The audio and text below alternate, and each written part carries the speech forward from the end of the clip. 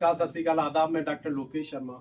मित्रों, आज गत की भांति जैसे हम पूर्व में भी आपको अवगत करा चुके हैं, भिन्न भिन्न बिंदुओं के सापेक्ष, भिन्न भिन्न विषयों के सापेक्ष लगातार वीडियोस हम ज्ञानवर्धन के वास्ते माननीय सर्वोच्च न्यायालय, माननीय उच्च न्यायालय द्वारा प्रतिपादित जितने भी विधान हैं, जो भी नजीरें हैं, मैं उनसे कोशिश करता हूँ सब लोगों से सब समय समय पर आपको अवगत कराता रहूँ।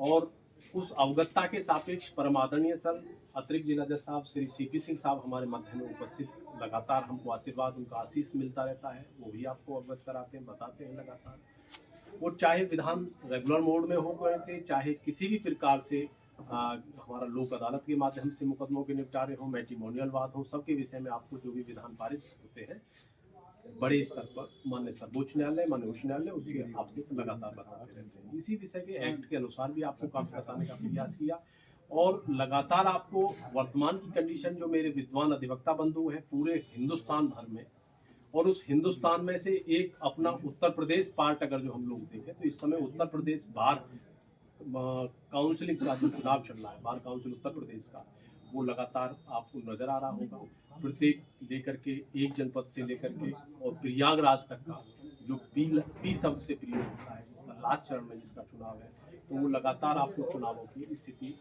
बिल्कुल गर्मजोशी के साथ देखने को मिलनी होगी। 333 इस समय उम्मीदवार हैं जो बार काउंसिल उत्तर प्रदेश का चुनाव लड़ रहे हैं। उनमें से 25 लोगों का चयन किया जाना है और एक व्यक्ति, एक विद्वान अधिवक्ता जो रजिस्टर्ड विद्वान अधिवक्ता है हमारे बंधु, उनको 5 मतों का प्रयोग करना अनिवार्य है, उनकी बाध्यता है। तो उन 5 मतों में से प्रथम, द्वितीय, तृतीय, चतुर्थ और पंचम किस किस को अपनी इच्छा के अनुरूप चॉइस करना है, उनको चुनना है। उसी के अकॉर्डिंग हमारा चुनाव प्रक्रिया कंप्लीट हो पाएगी। और इसी के सापेक्ष इन 25 में से फिर जो नेक्स्ट मूवमेंट पे जो अगली प्रक्रिया बनेगी, उन्हीं में से इनका चेयरमैन नियुक्त किया जाता है, जो लगातार समझने का विषय है। लेकिन अब हमारे स्तर का जो भी विषय है अधिवक्ताओं बंधुओं का, वो केवल और केवल सदस्य पद की चयन प्रक्रिया के लिए जो प्रथम चरण का चुनाव है, जो आने वाले 16 फरवरी और 16 जनवरी और 17 जनवरी, जो प्रथम चरण का चुनाव है, सेकंड चरण का है 20 और 21 का, 20 जनवरी का और 21 जनवरी का। इसी प्रकार अगले चरण है, लेकिन हम प्रथम अभी चरण की वार्तालाप कर रहे हैं। तो अब ए से लेकर के मीन्स अलीगढ़ जनपद हो गया, आगरा जनपद हो गया, ऐसे ही बी क्या बुलंदशहर जनपद हो गया, बाराबंकी हो गया, इसी प्रकार सी का चित्रकूट हो गया, अदर हो गया, जो ए और बी से बनते हैं। तो ऐसे 22 जनपद हमारे उत्तर प्रदेश में हैं जिनका चुनाव आगामी 16 और 17 जनवरी को निहित किया जाएगा। जनपद न्यायाधीश महोदय की निगरानी में होगा। और अब एक विशेष सुविधा अधिवक्ता बंधुओं के लिए की गई है कि जो हेडक्वार्टर से लगभग 40 किलोमीटर दूर, 30 किलोमीटर दूर हुआ करते थे, जो तहसीलों में अपना व्यवसाय कर रहे थे, वो तहसीलों में भी अब के वोटिंग की प्रक्रिया को बनाया गया है। वहीं वोट उनकी हो सकती है। तो जब वहीं वोट होगी तो निश्चित रूप से वोटों का जो भी ग्रोथ है, जो भी उनका पैमाना है, पैरामीटर है, वो बढ़ेगा निश्चित रूप से।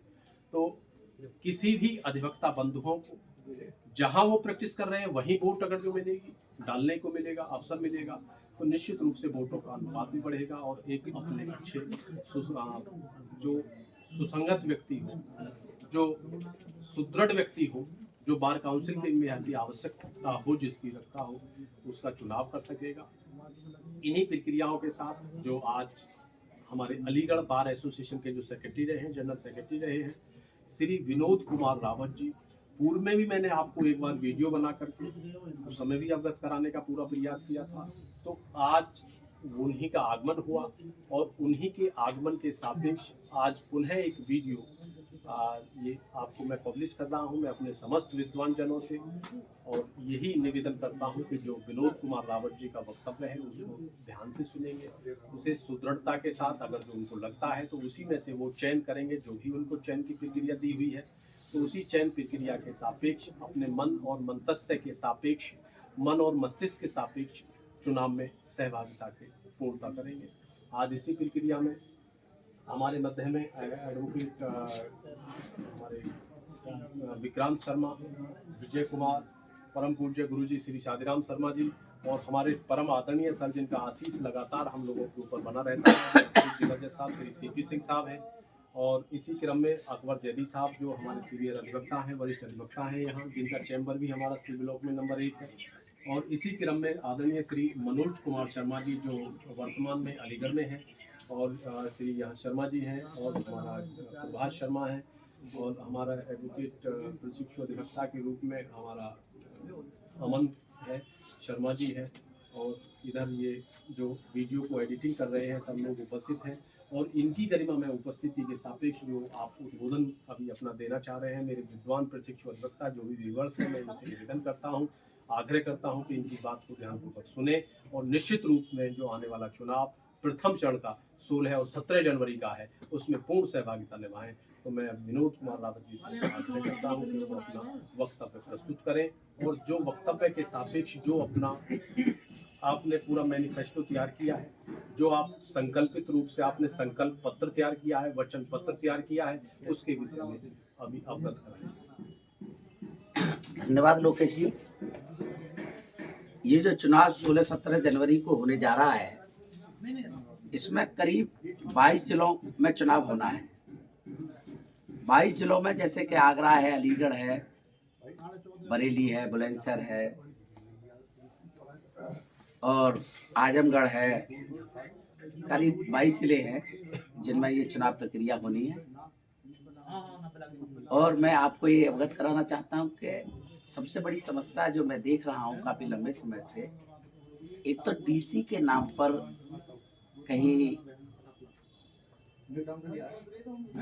बरेली डेट पड़ रही है, कभी गाजियाबाद पड़ रही है, कभी आजमगढ़ डेट पड़ रही है।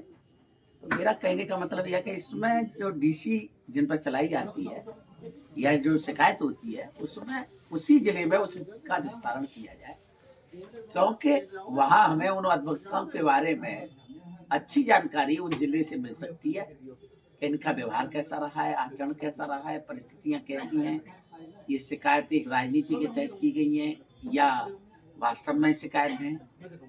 तो ये सब चीजें डीसी की जो जिले पर ही कार्रवाई होनी चाहिए, और वही उनके दोनों के विचार सुनने चाहिए, और वही उसका निस्तारण होना चाहिए।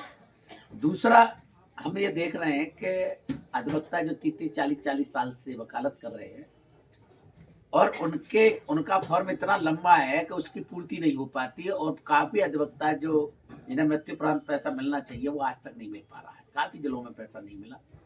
उसका कारण, जब वो अधिवक्ता है तो उसकी जांच कैसी, उसके परिवार कैसे कागज और साक्ष्य जुटाएगा?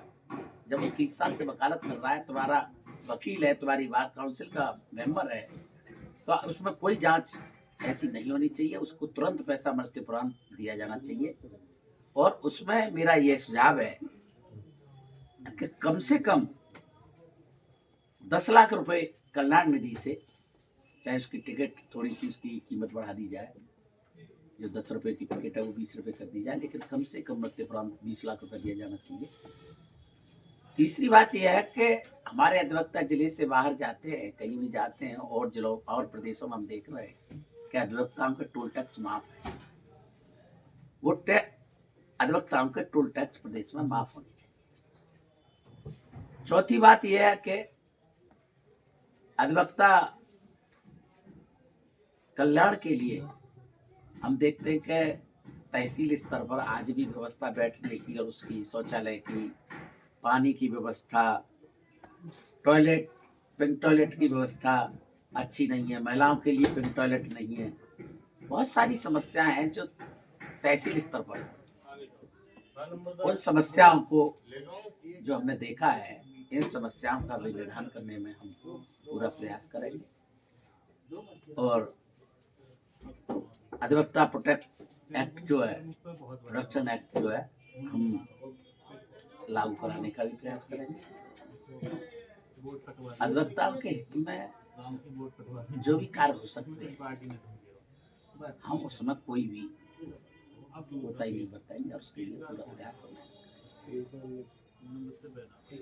और मैं एक बार फिर दोबारा से बता देना चाहता हूँ कि मैं bar council of Uttar Pradesh का चुनाव लड़ रहा हूँ, जिसका मेरा क्रमांक नंबर 319 है।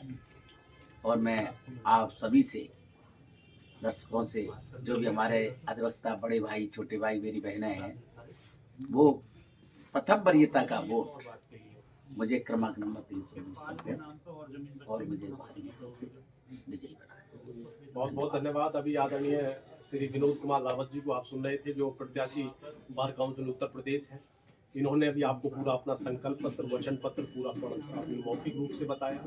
तो निश्चित रूप से कुछ ना कुछ ये मील का पत्थर साबित होगा यदि स्थिति ऐसी उत्पन्न होती है भविष्य के इनके विचारानुरूप। इसी क्रम में मैं पूरी प्रक्रिया, क्योंकि आज इसी विषय को लेकर के हमने सुव्यवस्थित तरीके से की है, तो अंतिम मोमेंट पर केवल यही पुनः निवेदन करना चाहता हूँ अपने समस्त विवर्ग से, विद्वान अधिवक्तागणों से, और जो भी मेरे कुलीन हैं, जो श्रेष्ठ हैं, जो वरिष्ठ हैं, उनकी सबसे विनम्रता के साथ जो आने वाला चुनाव है, अपने मत का इसी प्रकार निश्चित रूप से प्रयोग करें जैसे पूर्व में किसी चुनाव में ग्राम पंचायती चुनाव इस तरह का हो, चाहे एमएलए एमपी का चुनाव हो, जैसे उसमें प्रयोग अपने मत का किया जाता है एक सैद्धांत नागरिक होने के बाद, जिम्मेदार नागरिक होने के नाते, इसी प्रकार बार काउंसिल का जिम्मेदार मेंबर होने के नाते निश्चित रूप से अपने मत का सभी प्रयोग करेंगे। इन्हीं कामनाओं के साथ कल पुनः फिर होगी मुलाकात